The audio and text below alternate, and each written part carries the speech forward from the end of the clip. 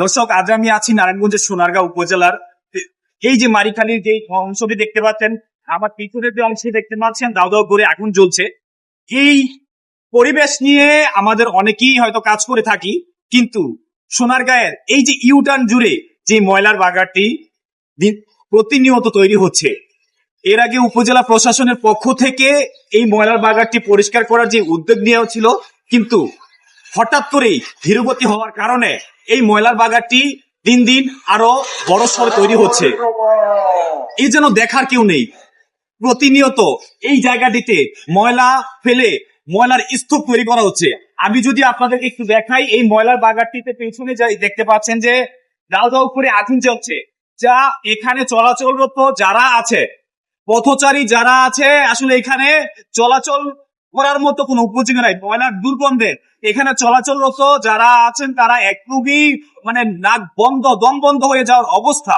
আমি যদি আপনাদেরকে এখানে ক্লোজ করে একটু দেখাই, আপনারা দেখেন এখানে যে ময়লার বাগানটা আছে, ময়লার বাগান জুড়ে দাউ দাউ করে আগুন জ্বালানো হয়েছে। এখানে প্লাস্টিক থেকে শুরু করে বিভিন্ন ধরনের যত সোনারগাঁ মুগরাপাড়া চৌরাস্তার যত ময়লা আছে, সেই ময়লাগুলো কিন্তু এখানেই ফালানো হয়। এ নিয়ে উপজেলা প্রশাসন থেকে শুরু করে কাউকে এই নিয়ে কোনো পদক্ষেপ নিতে আমরা এখনো পর্যন্ত দেখিনি। আমরা যদি একটু ওইদিকে যাই, আমরা আপনাদেরকে যদি এই পাশটাও দেখাই, একই অবস্থা। ঠিক নদীর ওই পাশটা জুড়ে এর আগেও ময়লার বাগান ছিল। উপজেলা প্রশাসনের পক্ষ থেকে এই ময়লার বাগানটি যেন না হয়, এখানে ময়লা যেন না ফেলানো হয়, সেই ব্যবস্থা করা হয়েছিল। কিন্তু হঠাৎ করে ইউনো ফারজানা রহমানের বদলি হওয়ার পর থেকেই এই ময়লার বাগানটি আবারও বড় সড়ো করে তৈরি হচ্ছে। আমরা যদি আপনাদেরকে একটু এখানে যারা আছে সংশ্লিষ্ট, যারা এখানে ময়লা ফেলায়, তাদের সাথে একটু কথা বলাই। এই যে আপনারা এখানে ময়লা ফেলান, এই ময়লাগুলো আসলে মূলত কোথা থেকে আনেন? ময়লাগুলো কোথা থেকে আনেন? পিরোজপুর থেকে। এই যে এখানে এর আগেও উপজেলা প্রশাসনের পক্ষ থেকে ময়লা না ফেলানোর জন্য নির্দেশ দেওয়া হয়েছিল, তারপরও কেন আপনারা ময়লা ফেলান এখানে?